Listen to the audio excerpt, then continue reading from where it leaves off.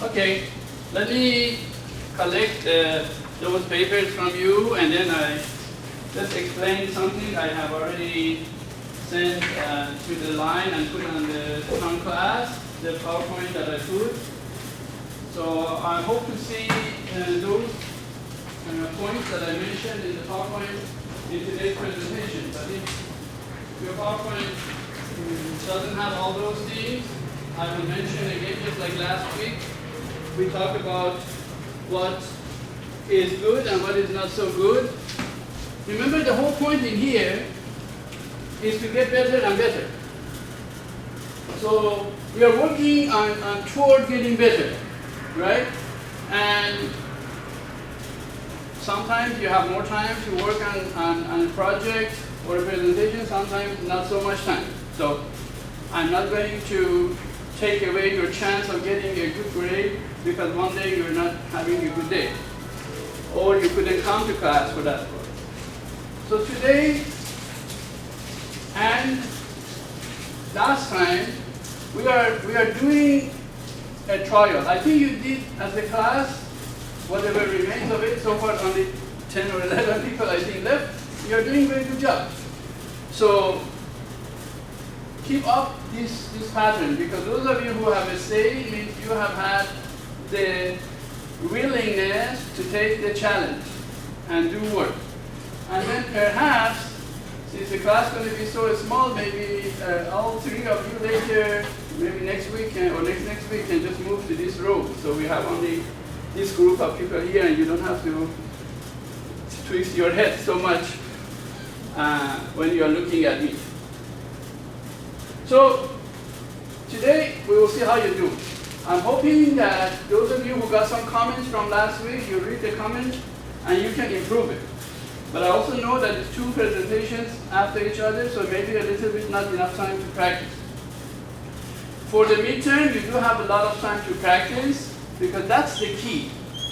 The key to a good presentation, after you know what to do, after you do know the PowerPoint how has to be done and all those technical matters which you have done very well, now is the point about practicing what you want to say. And remember, it's only 4 to 5 minutes. Out of that 4 to 5 minutes, 2 minutes or so spent on the 2 minutes or so spent on the introduction and conclusion, which is almost the same. So conclusion kind of repeat the introduction. And then we are left with the 3 minutes presentation in general. Okay? So let me show you what I sent to your to the line and also to Tron class.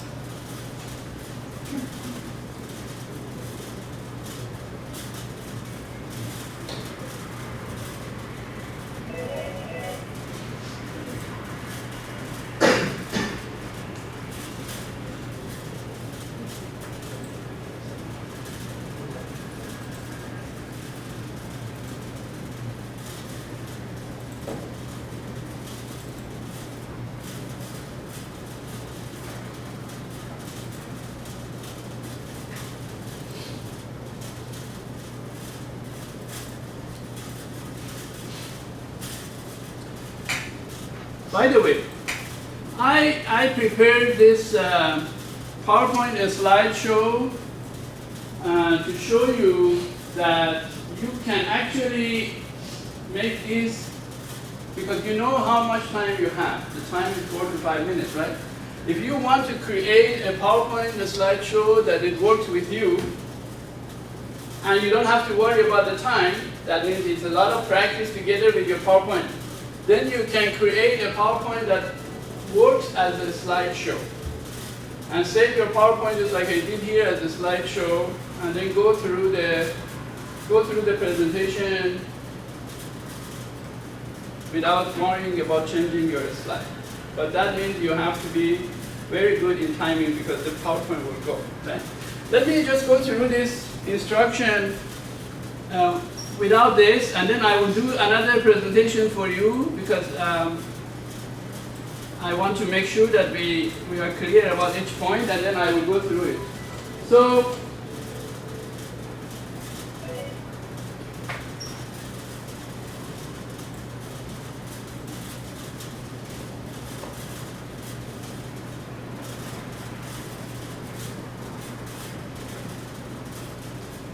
So what is required for the midterm, and I said I added on later on today, is that you're going to, for midterm, you're going to dress formally. And the instruction for dress formally is there. So this all set up that way, huh? Okay, then that's the case. Then let me just run the show and see if you get lost, and I will stop it. I thought that. So this is today's presentation. It's about PowerPoint and slideshows, and I'm going to talk about what is required for the midterm. First thing is about wearing formal. So if you don't know how to check the pages, and don't miss the midterm because you can make up. We're going to start the class at 9:20 just like today, and if your PowerPoint is not on the trunk class on time, you lose 100 points. So you must have a hook for your presentation. The hook is optional, but the hook PPT is optional, but the hook itself is not. What is the first page? In the first page, you put the topic, your English name, Chinese name, something like this, right? This could be a first page, for example, for depression. So you would write which one, which topic. This one also has to do with anxiety, so you would just write which topic from the book you have chosen. All right? The purpose, as you know, you're going to state the purpose has to have two parts. So what you want to teach or tell us, and why we should listen. So we can say to tell you the significance of the weekend, so you have some ideas for your next weekend fun. That's why I put it in two colors. Outline, you're familiar with the outline, you're going to tell us what you're going to tell us. And the example of the outline is going to be looking something like this. You're very good at that, so I just put the example to see. All right, and then after you have those slides, and you have a summary slide at the end, before the conclusion. It's going to be similar to your outline. Less than 30 seconds, right? Example of that is going to be something like this. So your summary has 4 points, which is probably the same 4 points that you already mentioned in your outline. And you just tell us what you told us in less than 30 seconds. And then you have a conclusion. This conclusion, also less than 30 seconds, is something like this. Watching the movies is not only for entertainment, but also be a good chance for you to learn new ideas or new knowledge. So that's your thoughts after that presentation. And then finally, you have a thank you slide at the end, which says thank you for listening, and thanks for your attention, those things. So remember again, thank you for your listening. It's not the correct English. We mentioned that. I didn't hear that mistake in this class, but keep that in mind, that you can make a combination of how you want to thank the audience. Just thank you for, and then ing for. So in Chinese we say thank you for your listening, thank you for your watching. I don't know how is it in Bahasa, but in English we do not need to say thank you for your coming, thank you for. We say thank you for, and then ing for. Thank you for coming, thank you for listening, thank you for helping, things like that. And or you just say thank you if you don't know what to say, or thanks for your attention, thank you for your time, and things like that. We already mentioned that in the textbook, so also you can check that. So this is the very quickly. So I set up this one for each slide to go, I think 7 seconds only or so. It's a kind of fast for a presentation, but because the topic is not so complicated, I didn't make the time longer. So you know how to make this better for your presentation. If you want to go with this way of making your PowerPoint, then you know for sure how long you have. Because if you have, for example, 20 slides, and each slide is, I don't know, 7 seconds or 10 seconds, then you know that, okay, in total, you have 200 seconds of presentation, all right? Which is about, I don't know, 6 minutes or so. So that may be a little longer than you expected. So you know how to time it if you time your slides, and we let it go with you. But that means that you have to really practice with your slides. You have to really know which one coming out first and how long each one going to wait. I was lazy, so I just put everything on the 7 seconds, but maybe some of the slides I can make it longer, some of the slides I can make it shorter. And so this way you can think about the timing, and this will help you with the timing. I did not have much problem with the timing in this class. So if you think this is too much work, don't worry about it, right? It's just for you to have some idea, otherwise you just have your phone or your... Any questions about what I just mentioned? Okay. So again, as far as the grade is concerned, whoever was absent last week, or I promise those of you who don't think you really like your grade, today's presentation, if it's better than last week, it will change your grade from last week. Or if you missed last week, then today's presentation counts for both weeks. The same way, if your midterm is better than these two presentations, if your midterm is better than these two presentations, then I would count your midterm for also these two presentations. Because, again, if you can produce something better, if you improve, then why should I penalize you for something that you didn't do well? You have learned and you have come to a better space, then why not? So your midterm grade can become very important because it can also change the grade of these two past presentations. If your midterm grade is higher than the two, if it's not higher, then I just give you whatever grade you have. So if you got a better grade today and not such a good grade in midterm, you still get good grade and not so good grade. But keep that in mind that this process will go on for the whole semester. And so I wish that you can look at it and make yourself better. Now consider that you get better, everybody else is getting better too, right? So you get better in comparison to yourself, that's very good. And also you need to put yourself in, when I have some other people's problem in here, I ask you to pay attention because this problem can come up for your presentation. Now because we are lucky to have all this recorded, you can always watch your own presentation and look at the sheet of the paper I gave you. And again, like last week, today I will sit together, make sure you understood all the points that I circled because I know my handwriting is not very good. So for the midterm, you have 2 evaluations already in front of you. You have 1 week to, actually 2 weeks to prepare from today.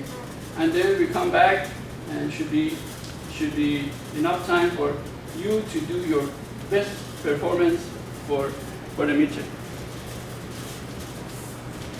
Okay, anybody who likes to be the first presenter can also volunteer always to be the first presenter. Anyone?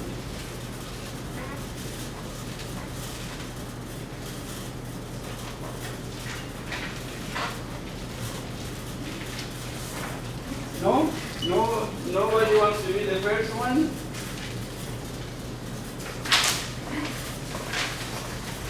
Okay, I let Judy pick one. You haven't got this paper? Yeah.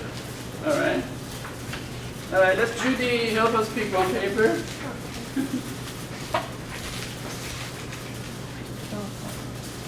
All right. Our first presenter is Ian. And after Ian would be Rico.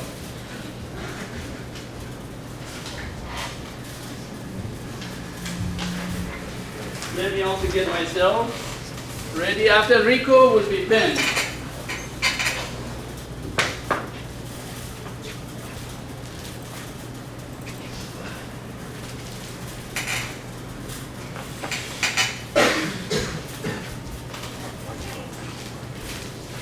Yeah, check the microphone.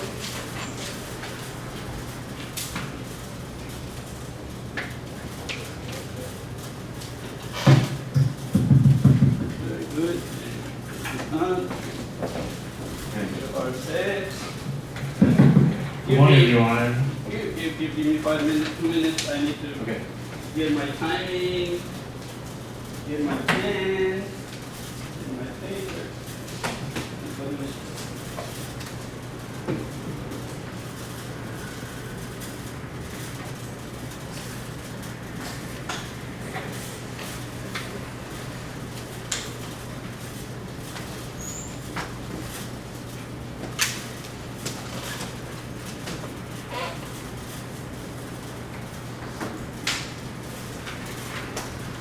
All right, Jens, whenever you're ready.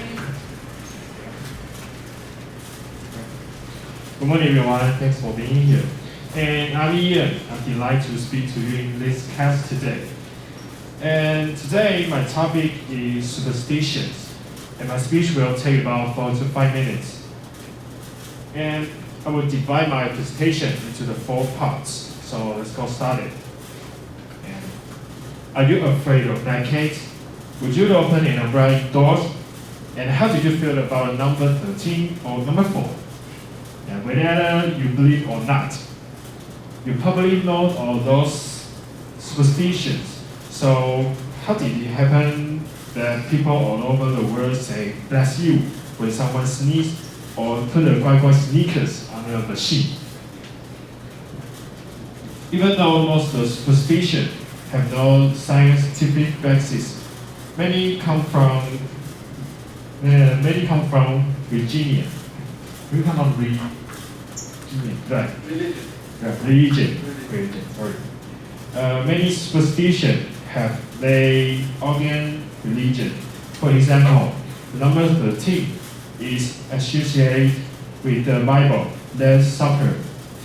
And when Jesus Christ died with his 12 disciples before his arrest and crucifixion.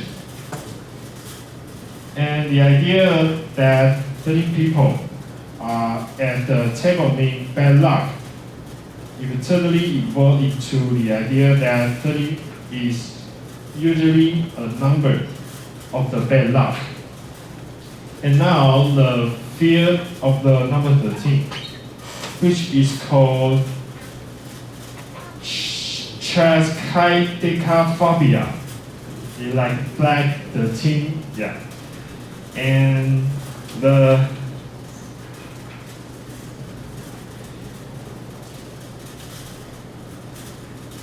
so why is it clear that many billions around the world speak the 13th floor, with the number jumping straight from 12 to 14?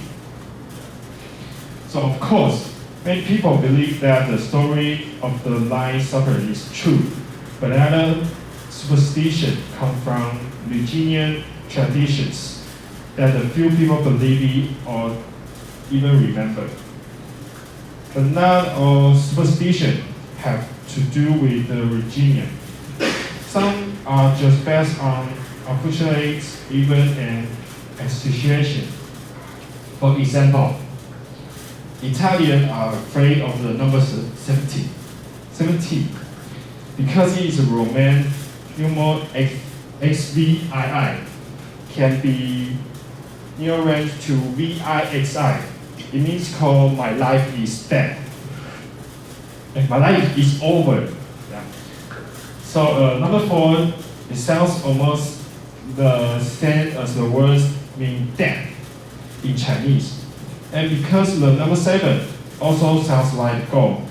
And so the number 17 for it sounds like go to the hell. I mean Chinese is cheese. Yeah. So that's why you want to see the 4th floor in the hotel in Taiwan.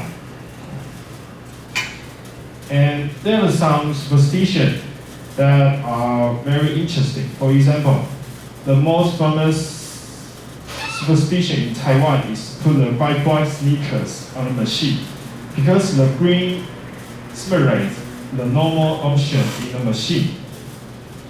And because the sneakers name of Chinese called guai, so they hope the machine will also be good and randomly. And however, the most superstitions are well-intentioned, such as saying bless you after someone sneezes. And someone believes that the sneeze causes the soul to escape from the body to the nose. The saying bless you can stop the devil from taking people's thoughts. In another sense, it is also bless you with the good health and don't sneeze again. Another one is don't under the ladder, because the ladder will from the triangle when he stands up. And in ancient times, the triangle was considered a civic shape. like pyramid, yeah, pyramid. And people believe that under the ladder will bring the bad luck. But it is just for the safety of you and the people working on the ladder. And so, for many people, superstition are based more on cultural hobby than conscious belief. After all, no one is born knowing to avoiding walking on the ladders or avoiding number 13. But if you grow up being told you by your family to avoid those things, change they will make you uncomfortable. Even after you logically understand that knowing bad will happen. Okay, thanks.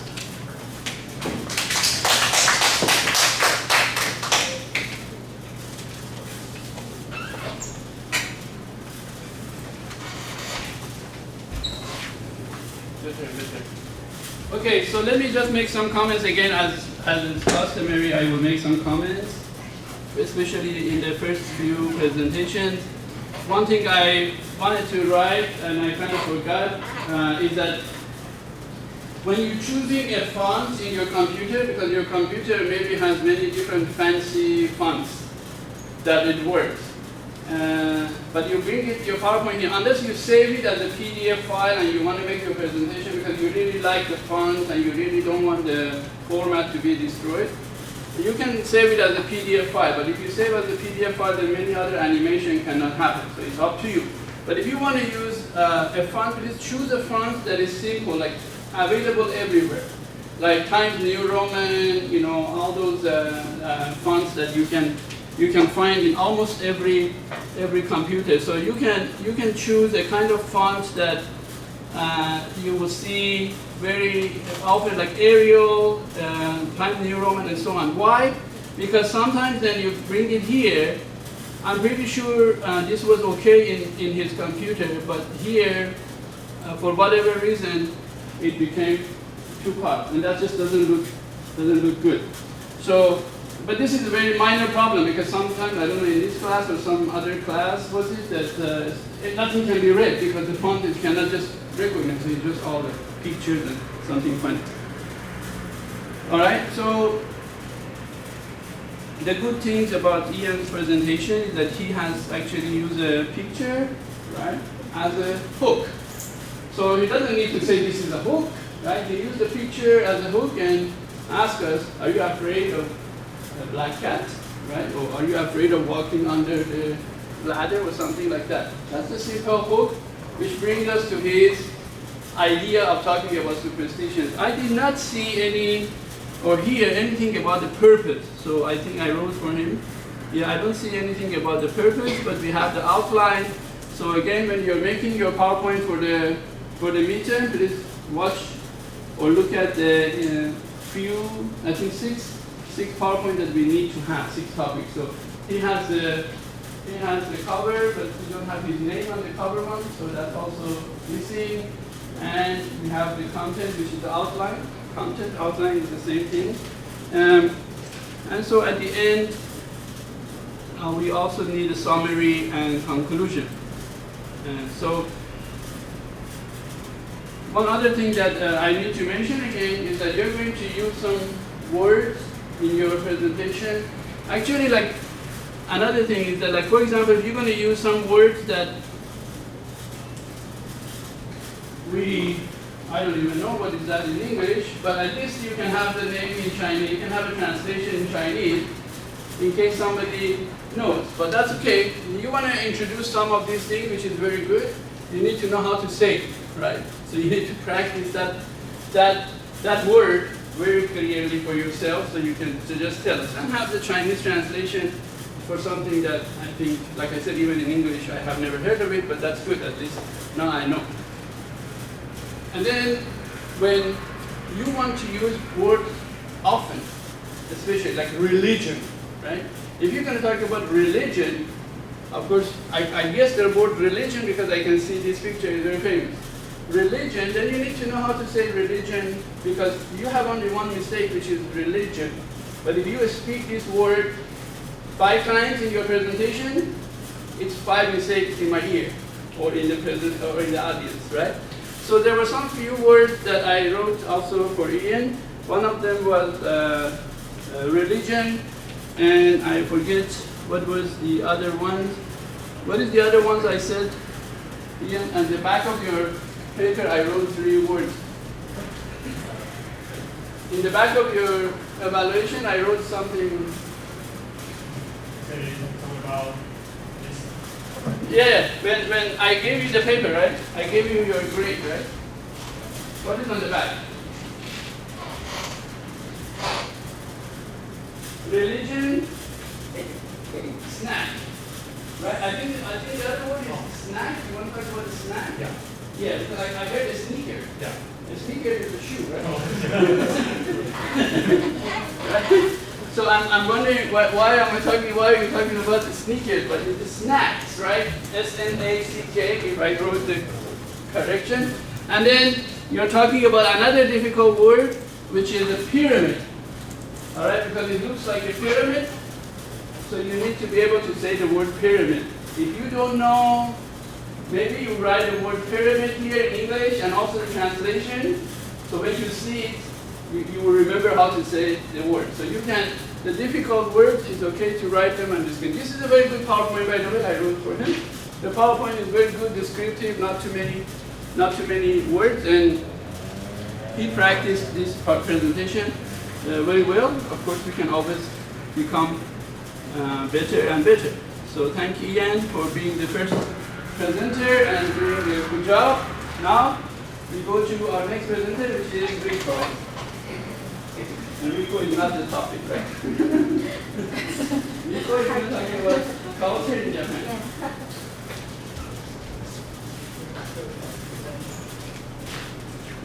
What did you talk last week? Prejudice, huh?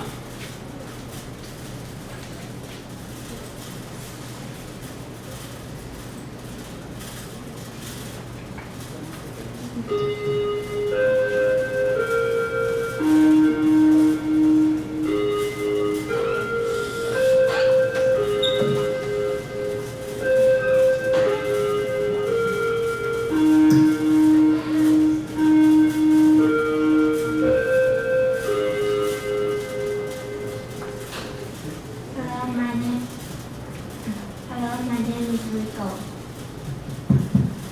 I am a third-year student in the Faculty of Business Administration. Today I am going to talk to you about culture in Japan. I have been studying in Taiwan for 3 years and have met many colleagues who are interested in Japan and want to see it. But now because of coronavirus, we can't travel overseas. Therefore, my purpose is this. I want to introduce Japan culture to you so that you can better understand the charm of Japan. And through this presentation, you can know which season is the most fun for you to go to Japan. And my presentation is divided into 5 parts: spring, summer, autumn, winter, and my conclusion. Because Japan has 4 seasons, it is introduced by a season. First, look at this picture. This is called Hanami in Japanese. Hanami is Japanese tradition of welcoming spring. The literal meaning is viewing flowers. It is like a picnic to enjoy the cherry blossom. Cherry blossoms only bloom for a short time, usually for only a week or 2. And speaking of spring food, is sakura mochi. It is called cherry blossom rice cake in English. Sakura mochi is a pink rice cake filled with red bean paste. It is wrapped in a soft pickled cherry leaf. This season has a lot of pink goods and food. In addition, April in Japan is the season of school entrance ceremony, social entry ceremony, and academic year change. So it is also known as the season of change. Second is summer. I think summer is the busiest season. There are many activities in summer. Fireworks festival and summer festival are held in various places. Also, many people wear yukata, like this. Yukata are casual clothes for the summer season, such as kimono. And mikoshi, a portable shrine, is a carriage for gods. In the festival, Japanese people get on the mikoshi and carry it on their shoulders in order to worship gods. While carrying the mikoshi, they carry will say the washo, washo.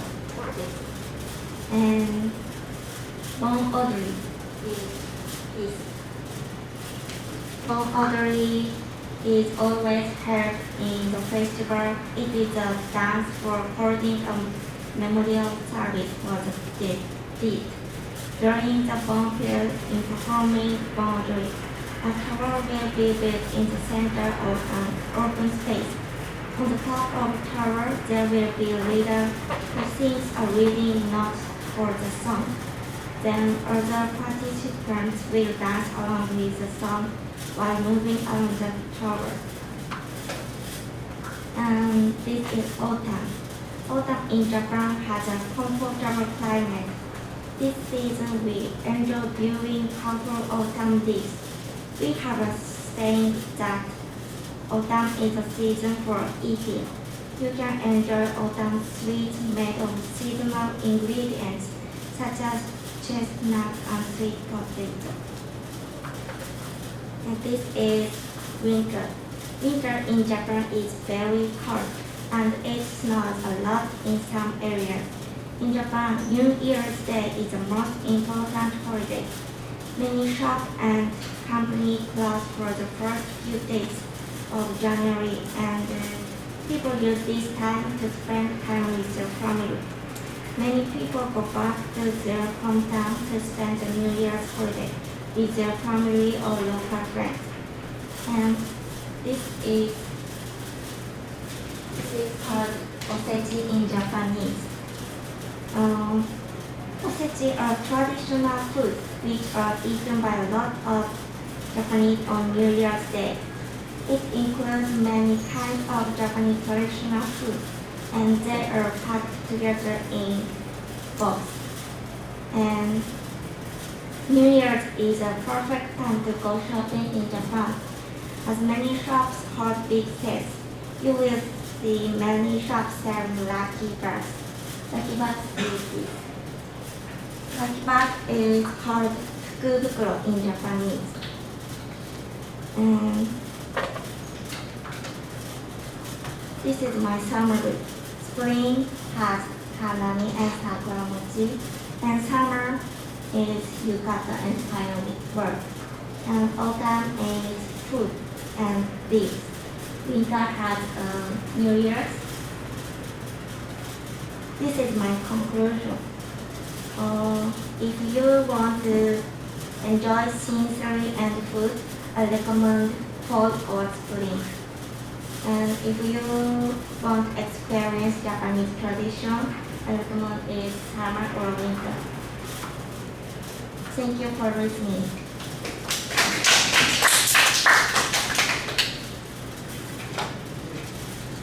Okay, let me make some comments and then we take a break. Just keep it there. Thank you, Rico.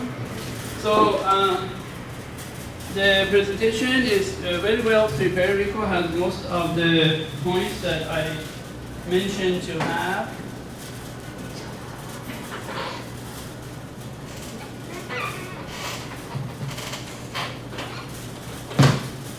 Okay, she mentioned most of the points in the PowerPoint that I asked you.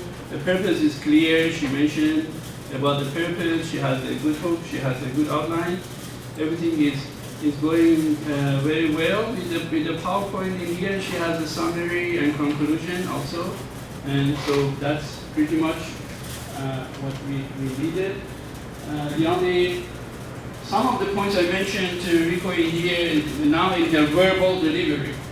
And I know again, time is too short to practice this. So I'm sure if she practiced this one more, she would be more excited because she's introducing about Japan, her country. right? So it has to be more excited about introducing us to Japan. It's not like, right? I am introducing because you guys cannot go to Japan because there's COVID and all those good reasons she gave us to listen to her. And then it's a little bit too Japanese, subtle voice. You need to have more excitement, right? You have been in Taiwan. Of course, Taiwan also culture very close to Japan. So thank you for that, but most of the things I mentioned in here, now the hook part is, you have a hook, right? What was your hook? Myanmar. Because I couldn't catch the hook. Is the hook something to do with what you said at the beginning, that nobody can travel to Japan, or that was the purpose? So there's no hook, right? Yeah. So that there could be a lot of good hook in here. You know, do you wanna? Have you ever had a chance to learn something about Japanese culture without traveling to Japan, or something like that to give us the thinking about the hook? So I don't see the hook very clearly, and because she's reading most of the time, then the intonation, it goes down, and also the enunciation. So it's not about pronunciation, it's about enunciation, meaning that, especially when you are wearing mask, you need to speak out the words clearly, so it will come out very clearly. So look at the word enunciation or articulation. I settled here for some of you. And you can have a lot of, you can check it on the YouTube or so on and see what it is. Articulation or enunciation is about letting the words come out of your mouth clearly. If you speak, don't open your mouth, the word will die in your mouth. It's a little bit over time, 6 minutes, more than 6 minutes presentation. So you can make it shorter, and basically because you're reading, so no eye contact, no intonation, so on. But it's well prepared, and thank you for some very interesting things I learned from you about Japan. Thank you. Let's take a break. Living in Chinese, which means he wants to part ways with a person. Shu sounds like evil in Chinese, which means you are giving a person an evil spirit or bad luck.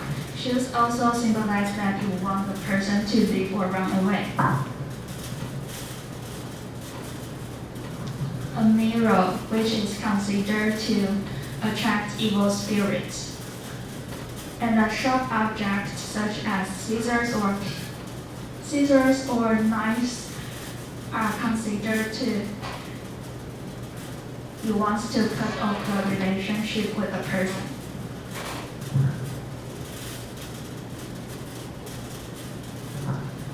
And for traveling, the first superstition is knock on the door before entering. The purpose of knocking on the door before entering the hotel is to inform the spirit inside the hotel to be then we are going in.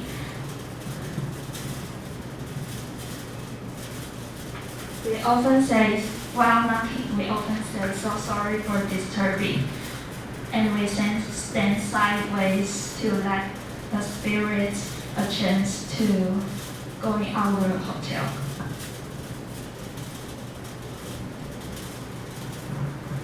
Next is flush the toilet right away. Flush is another way to tell the resident spirit to say that, hey, someone is here. So flush the toilet right away is a method to ensure that your hotel room is clean. Let's take a quick review about superstition. First, superstition is a belief based on fear but not on the laws of science. Then, 4 represent unlucky numbers and 6, 8, 9 represent lucky numbers in China. And we should avoid some gifts for someone, such as clock, ears, or shoes. Finally, we've talked about the traveling superstition in China. In conclusion, superstitions are still quite common in our day-to-day life, but believe it or not is up to you. No one can change your mind. But whether you are believe it or not is still an interesting thing to know about. Thank you.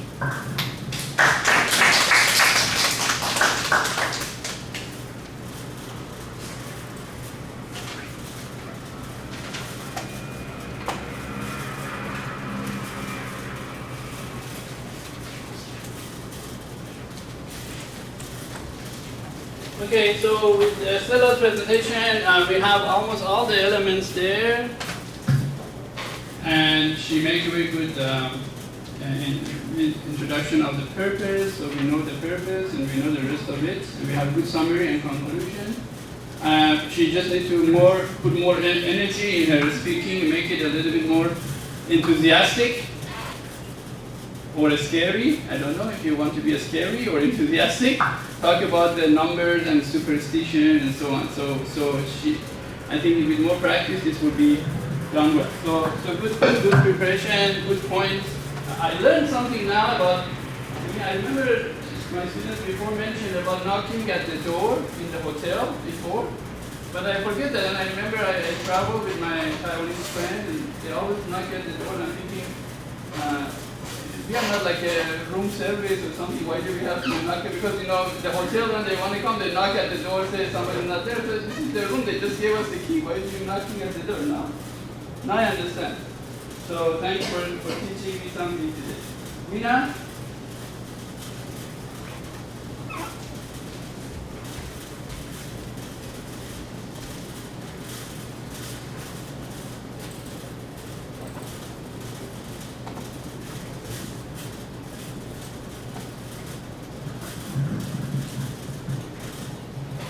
Good morning, everyone. My name is Lina, and I'm studying in Department of Business and in Department of Business Administration. And today I'm going to talk about the word mass media. Before I start, I confused that do you watch news or follow current events through mass media every day? In nowadays society, mass media is very important, but is it always be truth or it is fake? So my purpose today is to foster the ability of mass media to distinguish the news is true or fake. And there are 5 points in my outline. First, I'd like to introduce the evolution of mass media type. Second, the purpose of mass media present is sharing or what else. Third is consider the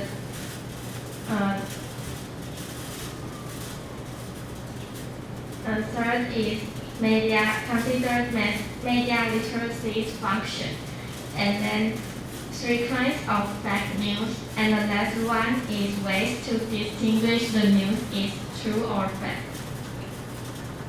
The first type. The first type in mass media is come from print, and it is in 15th.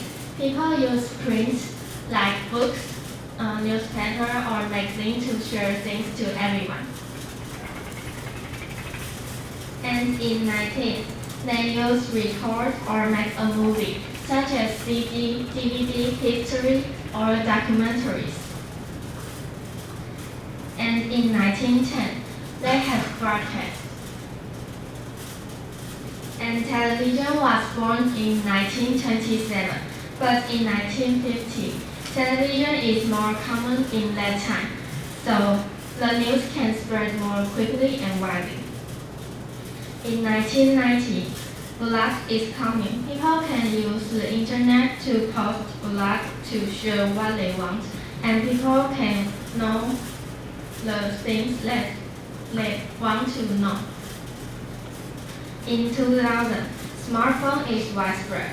Everyone can use the internet to follow or search news immediately. It is more convenient. Second, I'm going to tell you why we need mass media. Mass media is aimed to advocate and entertainment, like business or society service.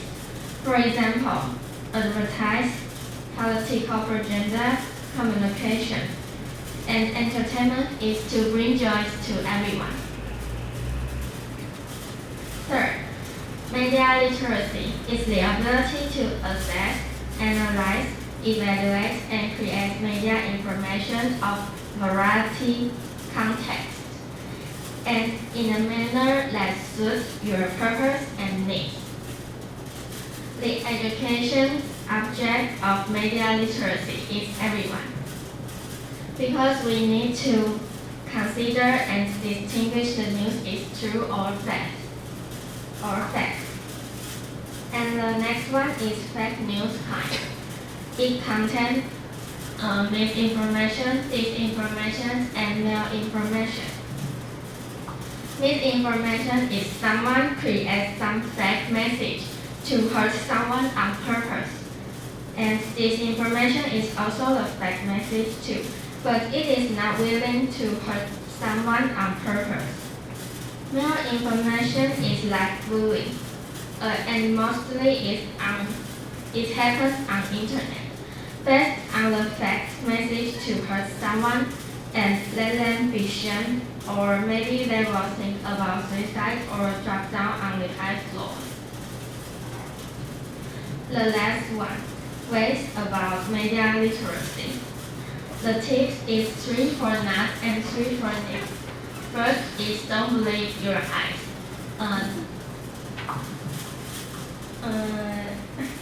In the past, we always say seeing is believing, but in nowadays society, Photoshop is awesome.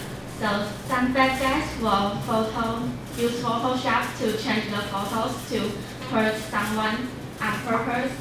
And second is don't interpret from a subjective standpoint, because everything has many ways to think, and you need to have the different ways to think about the things. And the third one is don't share without comfort.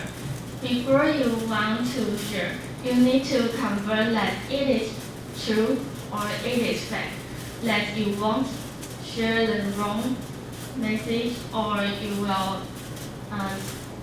you will judge someone for not true. So be careful when you want to share the things that you are not is it true. Or if you send the wrong message to someone, maybe it will lead some crimes to you. And 3 for need is active inquiry, multiple thinking skills, critical self-reflection. We need to search it in advance to ensure that it is conformed to what people say.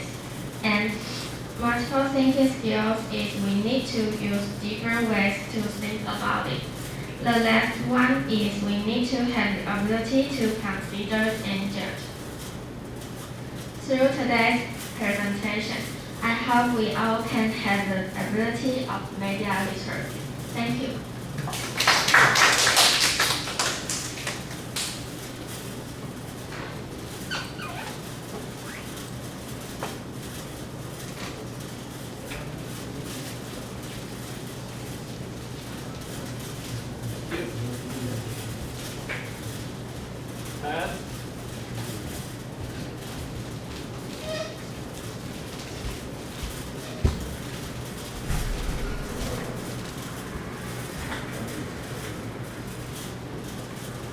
After Pat, we go to Michael and then Alan.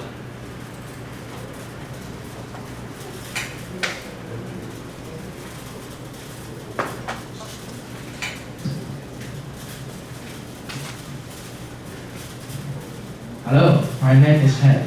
Today I will going to introduce about pornography. Let's go into ask some questions. Anyone here who has seen the pornography? Please raise your hand. I know most people have seen the pornography, and me too. But I did for this presentation, trust me. Today I will recommend the type I let everyone know. And I will also tell you which term more is better to use. Oh, this just for kidding. Today I want to talk about is for this. This is for true.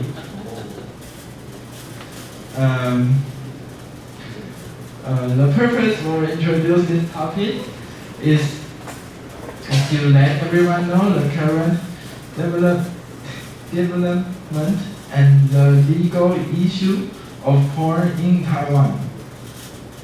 And let's talk about the development first.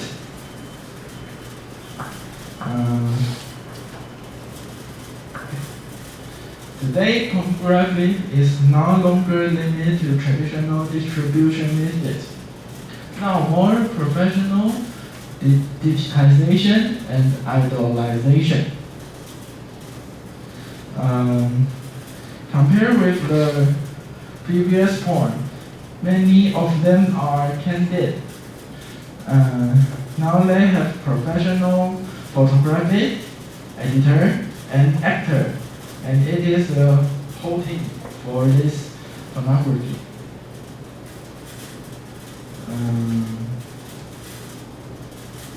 And through digitalization, actor can live stream, and viewer can interact with them by donation, asking to do something, or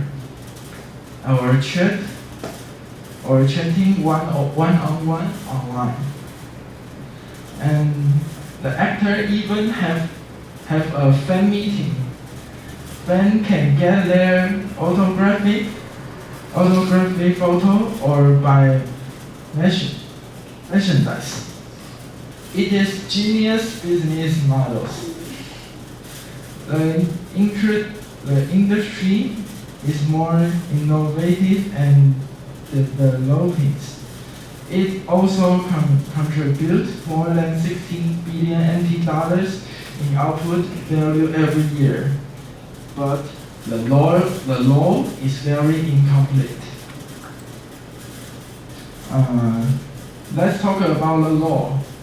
Taiwan's law for porn are divided into softcore and hardcore. Hardcore is violence, sexual abuse, and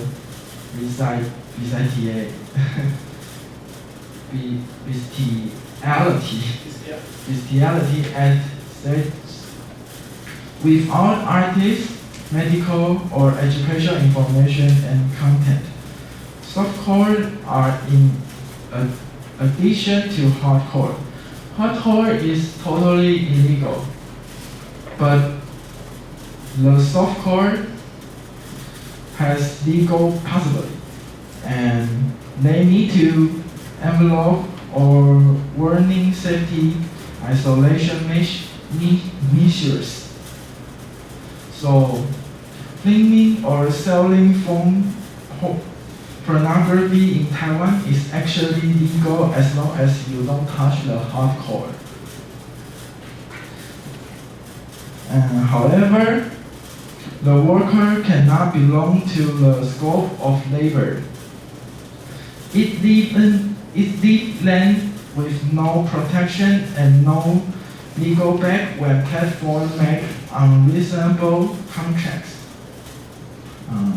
The film also lacks a censorship system. It is impossible to know in advance whether it is illegal or not.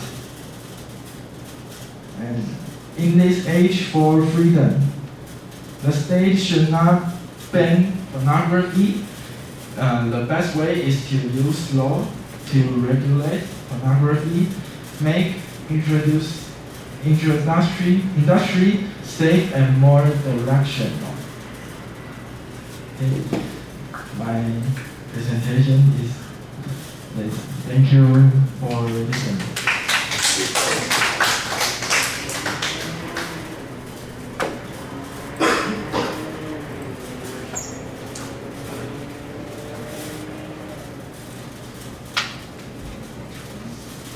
Did you have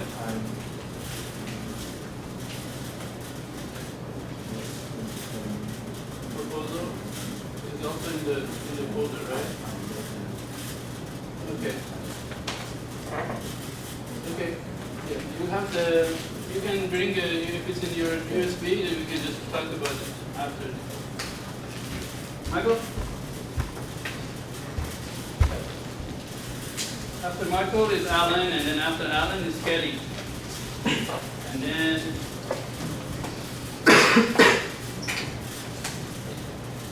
Kevin Tanjaya, and then Kevin, you're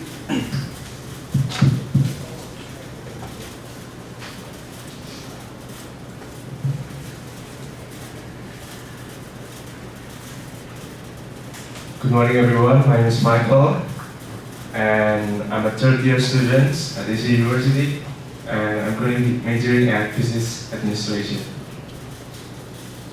First, let us see these pictures. So, what do you guys think? Is it a hair? In my opinion, it is a man's hand that's trying to touch the woman's body. So sometimes we cannot see the people's real intention. So that is why today I want to talk to you guys about sexual harassment. So what is the purpose? My purpose for this presentation is about to give you guys some information about how to encounter sexual harassment.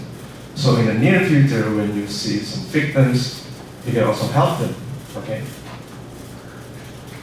For the outline, I will divide it into 5 parts. The first one is what is sexual harassment? Second one, forms of sexual harassment. The third one is how to encounter sexual harassment. And I will recap it in the summary and then conclusion. So the first one, what is sexual harassment? So it's basically a type of harassment involving implicit or explicit sexual overtones. So it can be seen in our naked eyes, and also it can be unseen in our naked eyes. Forms of sexual harassment. It's actually a lot, but I will give you some 3 examples today. The first one, I want physical contact. Sometimes when we feel uneasy or feel pressure when people try to touch our body or like just want to comfort us, you can also report this kind of action because this is one of type of sexual harassment.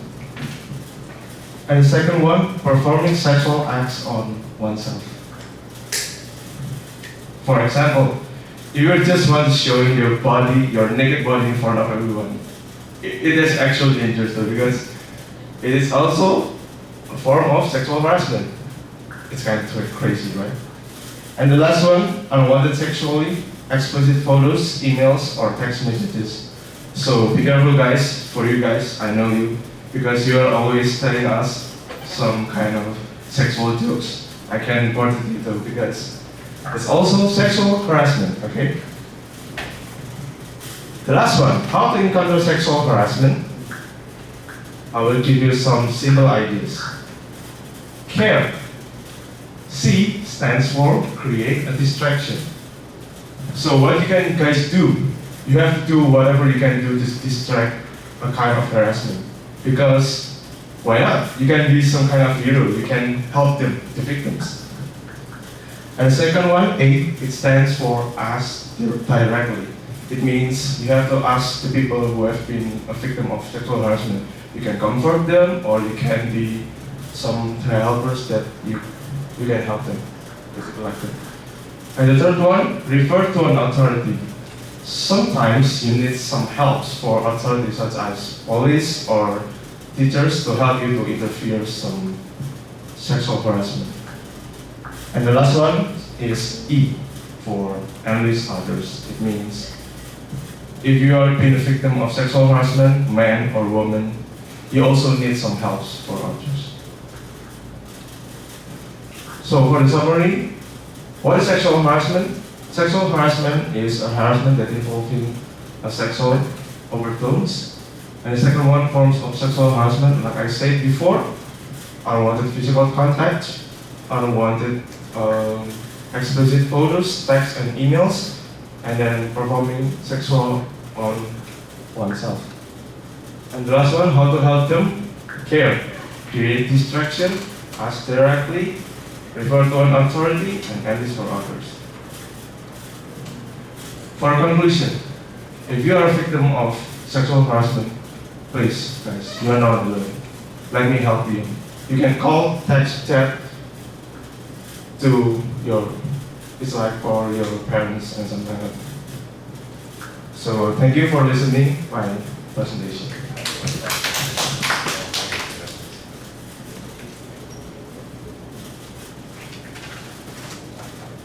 Thank you, Michael.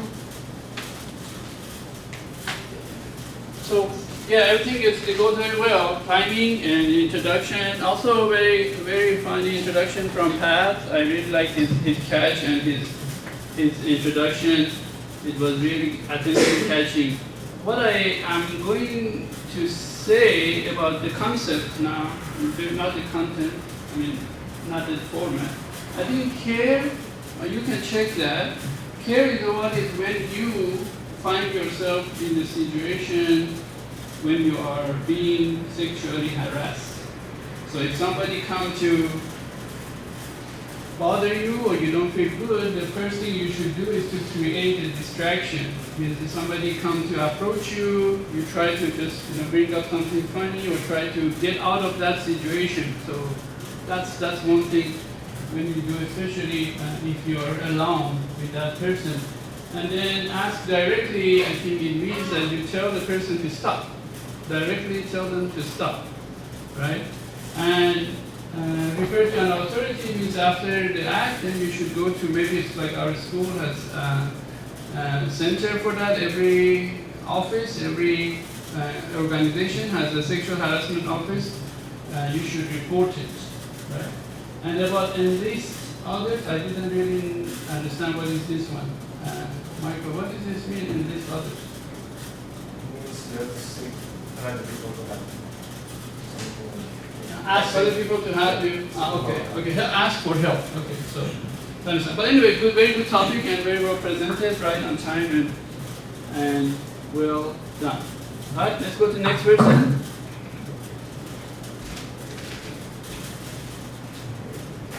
Alan?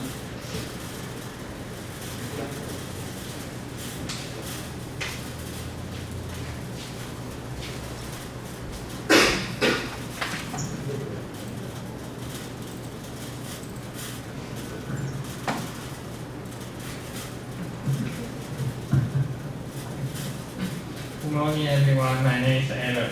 Today I am going to talk to you about anxiety. The purpose of my presentation to talk about why people are anxiety. My outline discuss 3 questions. What is anxiety? How anxiety affects life? How to reduce anxiety? First, I begin to talk about what is anxiety. Anxiety meaning an uncomfortable feeling of nervous or worrying about something that is happening or might happen in the future. Then I will go on to discuss how anxiety affects life.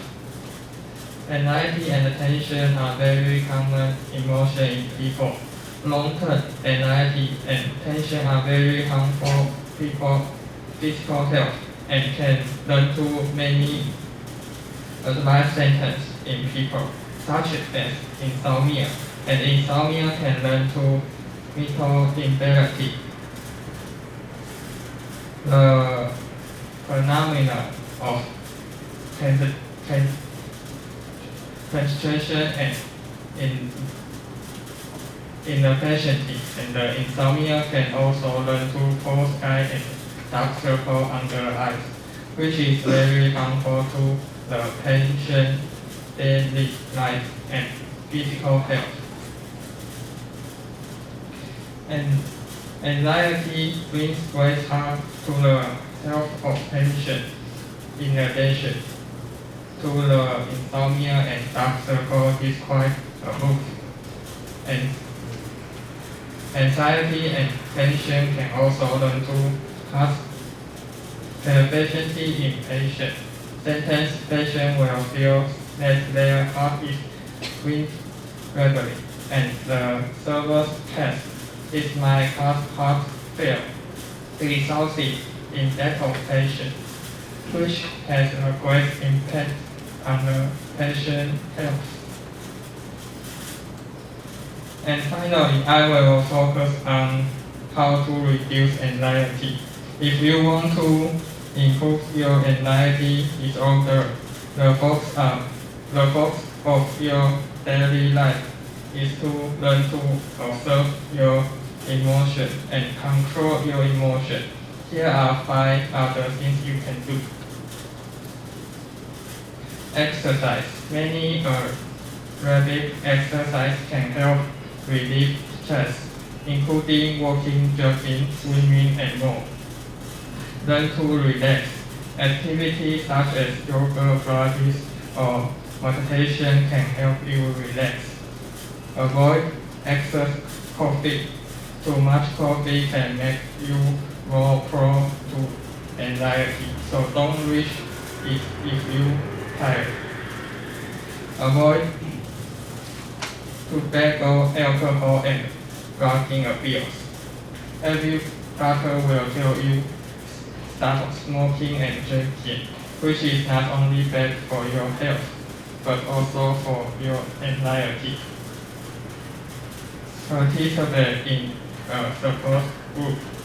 There are many friends with anxiety or other psychological problems, and you are not only. People face many difficult in life, but proper rest can reduce stress. Thank you for listening.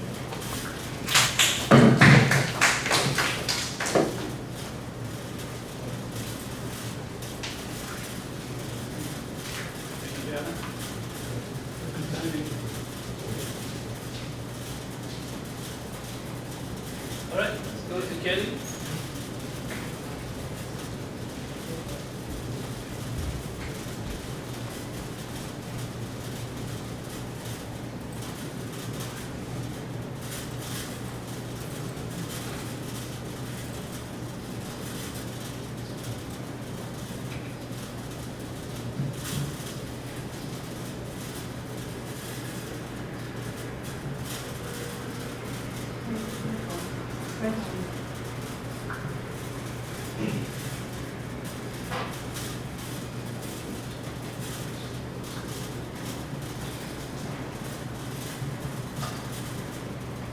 Good morning, everyone. My name is Kelly.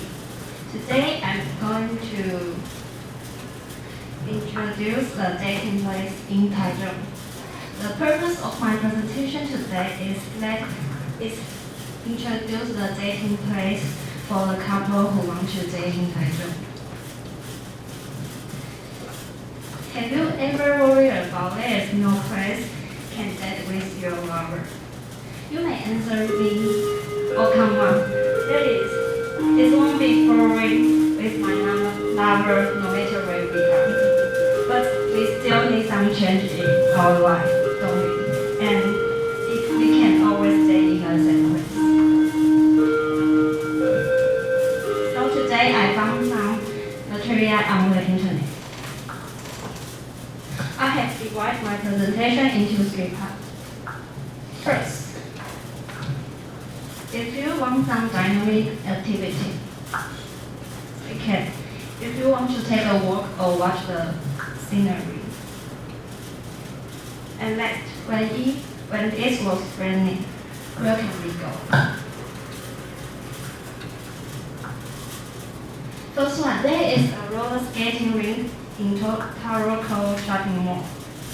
It is recreating an earlier roller skating rink, make people feel like going back in time. It also can increase the relationship with your partner. And actually, end of the roller skate, you can go shopping or have a meal in Taro. The other three occasions are Holy, Dongfeng, and Changyashen. Bicycle lane. You can rent the bicycle in there, and when you are riding, you can enjoy the nature at the same time. The first one in this part, I want to introduce for you Gaomei Wax Land. If you're interested in the sea, you must go there. Gaomei Wax Land is west of Chingshui coastal plain, and it is a wonderful location to watch the sunset and the beautiful scenery. Finally, when it comes to dating, it cannot without picnic. Taichung Central Park was built in recent years. It is a perfect location for a picnic. When you are sitting on the grass and eating the food with your boy or boyfriend, you can watch the view of the city and the sunset at the same time. Sounds great, right? In last part, I want to introduce some indoor plays. In addition to the various products and many kinds of restaurants, Big Outlet also have movie theater. When you don't want to go shopping, you can go there and watch the popular movie recently. Not only that, it also has a Ferris wheel. I guess there is no better dating place than Ferris wheel for couples. That's one I want to introduce. I want to recommend to everyone is National Taichung Theater. Except for the amazing theater performance, it is also designed a variety of exhibition spaces for people to visit. In the end, there are all dating places I have summarized. If you don't know where you can go next time, please take a look. Thanks for listening.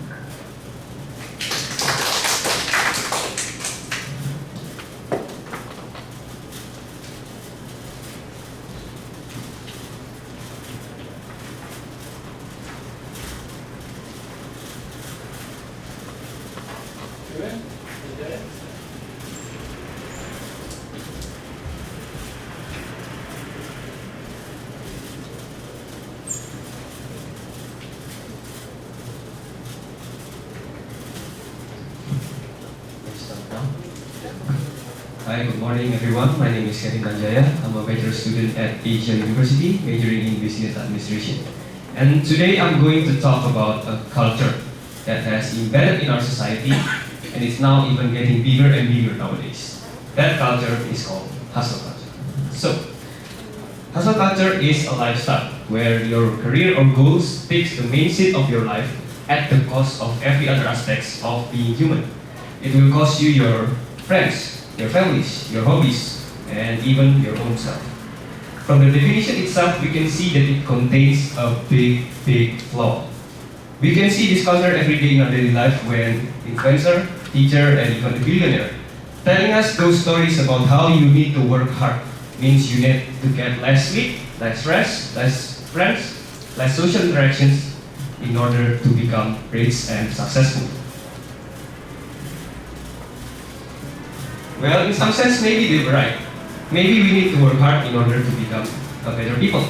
But when we develop a mindset where we see the world as a battleground to compete with other people, when we forget that humans need to take care of each other, when we forget that we are vulnerable to getting burned out, that is the time when hustle culture becomes a toxic culture. That's why in this presentation, my purpose is to give you a deeper understanding about the dark side of hustle culture. This presentation will be divided for 3 sections. The first section I will talk about the bad effects of hustle culture. The second section I will talk about how to balance your life work. And then finally I will talk about my conclusion as well. So let's start the first sections by differentiating the definition of hard work and overwork. Hard work means someone who's willing to learn and always looking for new ways to grow. Well, hard work is good for your self-esteem and it's good for your sense of worth.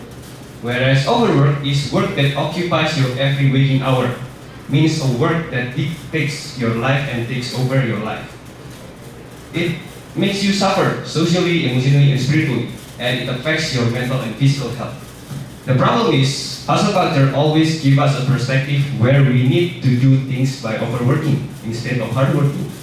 So, the bad effects of it is, when you do things by overworking, it will make your long-term goal become very unsustainable. Because we tend to feel burnout and stress when we do things by overworking.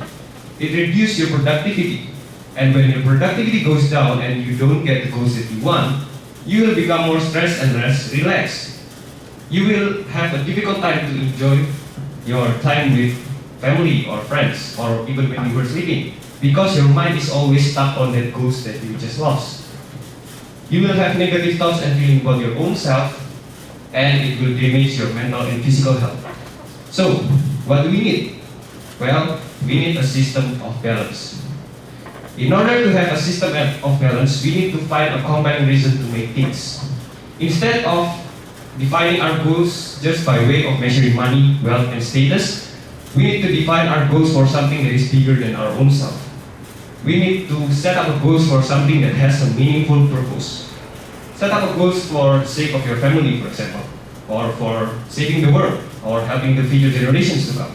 When we have a compelling reason to make things, then we can have more energy and strength to accomplish those goals. Now we need to make those things become sustainable. Well, in order to have a sustainable goals, we have to take a rest. Set up a rest time for your daily, weekly, or monthly schedule. Remember that you need those rests in order to have a sustainable and long-term goals. Because we as a human are very capable to getting burned out, so assume that burnout is inevitable and prepare for it. So my conclusion is, hustle culture is maybe effective for your short-term goals, but it's not effective for your long-term goals. Whereas balance is more effective for your long-term goals. Your work is not your work. Thank you for listening.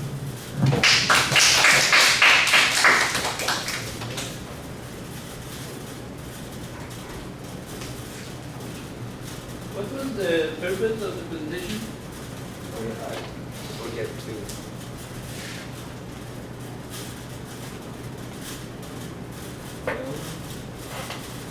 I forget to write the complete sentence. Okay. But what is it? What is the purpose? To be a deeper understanding of the culture. Hustle culture. Okay. So what? So we get understanding of dark side of hustle culture. So what? Right. So we know how to balance our life, right? Because your conclusion talks about balance your life. My Right? conclusion is not really. Yes. So you can. What I mean that your introduction as the purpose should tie into your conclusion. Yeah. So I saw in the conclusion you say balance your life. So you want to teach us about hustle culture so we know how to, so we understand that we can balance our life. Whatever is the kind of conclusion. But it's good. Thank you.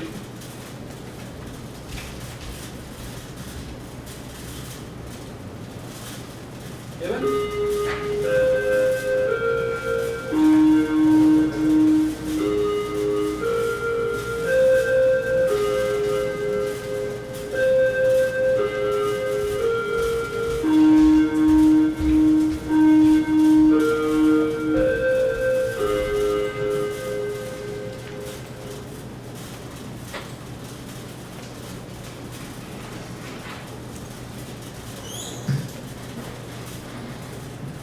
Okay, so good morning guys, my name is Kevin Nuryadi. I'm a junior of business administration at Asia University.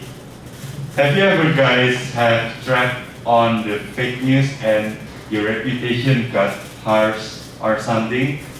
And today I will talk about how to spot fake news and avoid them. So the purpose I make this presentation is to educate people where we should be smart at accepting information or news.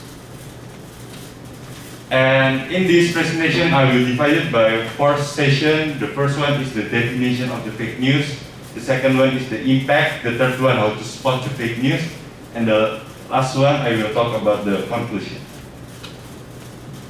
So according to Wikipedia, fake news is false or misleading information presented as news. Fake news often has the aim of damaging the reputation of a person, entity, making money through advertising revenue. So, for the example, have you guys recently heard about the Russian and Ukraine war thing? Yeah. You guys should be smart at collecting the data because there's a lot of fake news. For the example, you can see this video. Zelensky has left Ukraine and is now in Poland. According to the latest news, President Zelensky has left Ukraine and is in Poland. There was a few days ago a request by the Zelensky to meet the Russians in Poland, and that was raising a few eyebrows. And now it's becoming clear that why he was asking to meet the Russians in Poland. He has left Ukraine, he has left his people, and now he is in exile in Poland. That's a really sad situation and development. You think Zelensky, the Ukraine president, will left their country for Poland? No. What do you guys think? Yes, it's a fake news.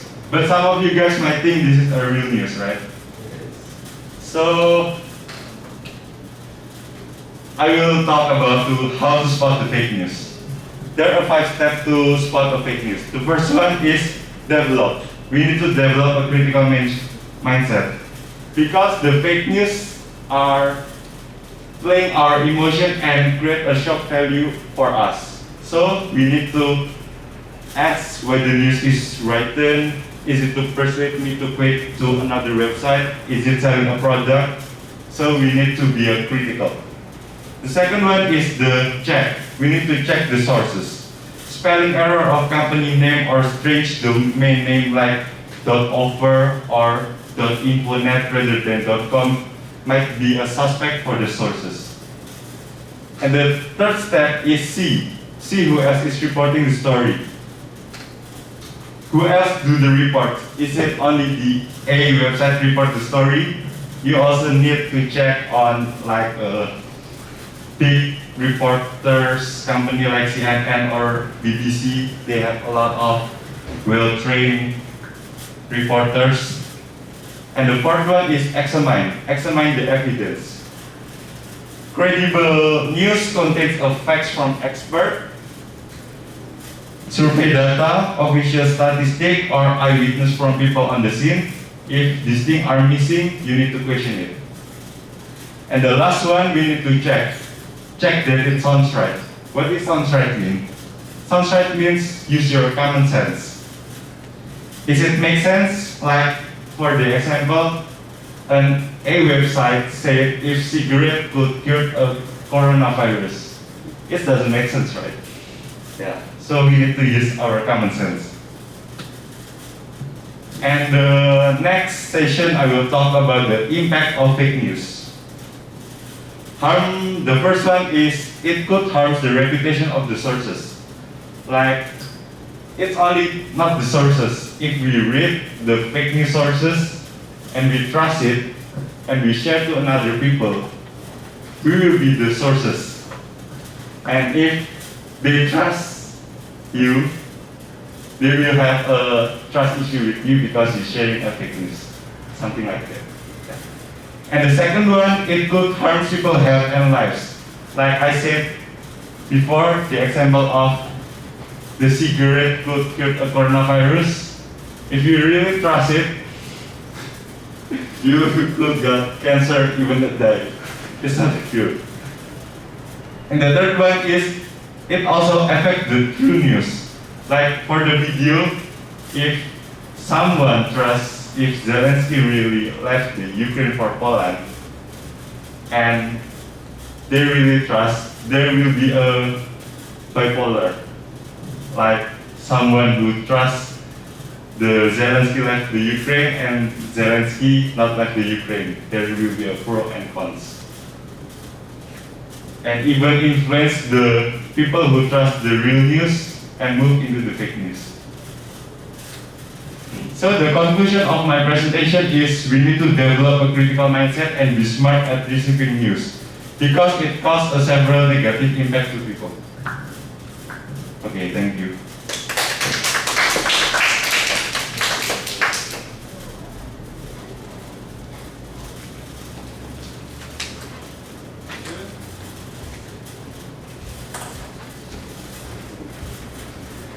Okay, so you had so many good presentations. Again, I know that 2 weeks in a row for presentation is very difficult for you. Now you have time to prepare this. Now for the final exam, you know to prepare for the final exam. Not sorry. For the midterm presentation, you know how to prepare the midterm presentation. You either choose one of these two presentations that you did, and you think it's you want to make it a little bit more interesting or change some PowerPoint, some of the things that I circled, and then practice it and deliver it, or you can make a totally new idea from the book.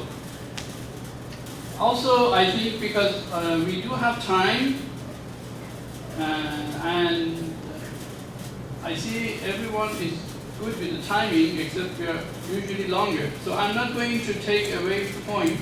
And I didn't actually do that for today's presentation. I just mentioned to you that your presentation is longer than 5 minutes, but I did not deduct any points because your presentation is longer than 5 minutes. So I think I'm going to change the rule and say at least the presentation should be 4 minutes, which everybody can do that. And then if your presentation is more than 4, 5, or 6 minutes, I think it's all right, as long as you have a good presentation, because if it's too long, my worry that I didn't want to make it too long is that it becomes a little boring. But most presentations today are very interesting. And so if you do a little bit over time, 5 minutes, don't worry about it. Sometimes the reason it goes over the 5 minutes is because you didn't have enough time to practice. And so it doesn't flow as fast as you practice. When you come here, you get nervous sometimes and you forget what to say and it doesn't flow as good as what you practice. But in any case, you don't need to worry about the maximum time. Just make sure at least it is 4 minutes, right? So there is no class next week. There is a holiday, and then next week we will meet. Make sure you upload your PowerPoints because that also is part of your homework grade. Those of you who put it on time, I actually gave you points. So you can check the trunk class, you have points for uploading on time. Do you have any questions about the midterm?